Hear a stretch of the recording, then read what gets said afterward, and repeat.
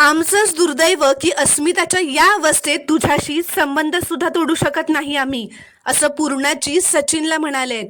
श्री स्वामी समर्थ प्रेक्षकांनो, आता पूर्णाजी घरात येतात. अस्मिता रडतच त्यांना मिठी मारते. पूर्णाजी म्हणतात, अस्मिता, यातलं तुला काही कळावं बघावं लागलं नसतं ना तर बरं झालं असतं.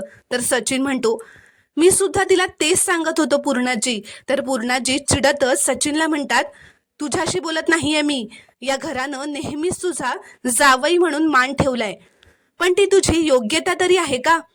सुभेदारांच्या पुरुषांमध्ये प्रामाणिकपणा आणि एकनिष्ठता हे गुण असतात, पण तू सुभेदार नाहीयेस हे दाखवूनच दिलेस.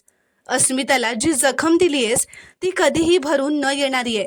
त्यावर सचिन पुन्हा खोटं नाटक करत म्हणतो, पूर्णाची मी कोणाची शपथ घेऊ? मी काय करू म्हणजे तुमचा विश्वास बसेल की माझ्या आयुष्यात इथून पुढे फक्त अस्मी असणार आहे, माझं फक्त अस्मीवर प्रेम आहे?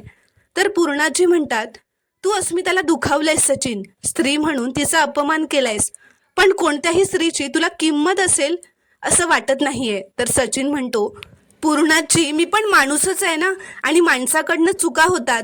मी तुम्हाला कसं पटवून देऊ की मी खरंच सुधारलोय, मला खरंच पश्चाताप होतोय? तर पूर्णाजी म्हणतात, तुला खरंच पश्चाताप होत असेल ना सचिन, तर तुझ्या वागण्यातून ते सिद्ध कर. आमचंच दुर्दैव की अस्मिताच्या या अवस्थेत तुझ्याशी संबंध सुद्धा तोडू शकत नाही आम्ही.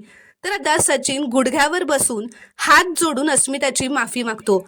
तो म्हणतो, आपल्या प्रेमासाठी, संसारासाठी, आपल्या बाळासाठी मला प्लीज माफ कर अस्मिता, असं तो म्हणतो. तर आता सायली अस्मिताला घेऊन तिच्या खोलीत घेऊन जाते, कारण आता अस्मिता सचिनकडे बघत सुद्धा नाही.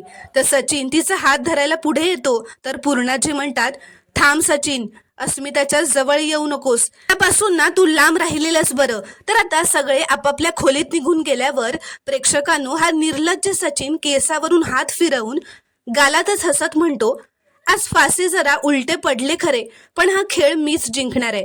तरी बरं, अजून ह्यांना हे कळलं नाहीये की मी किती बँक करप्ट झालोय, आणि ते मी ह्यांना कळू सुद्धा देणार नाहीये, असं म्हणत तो हसू लागतो.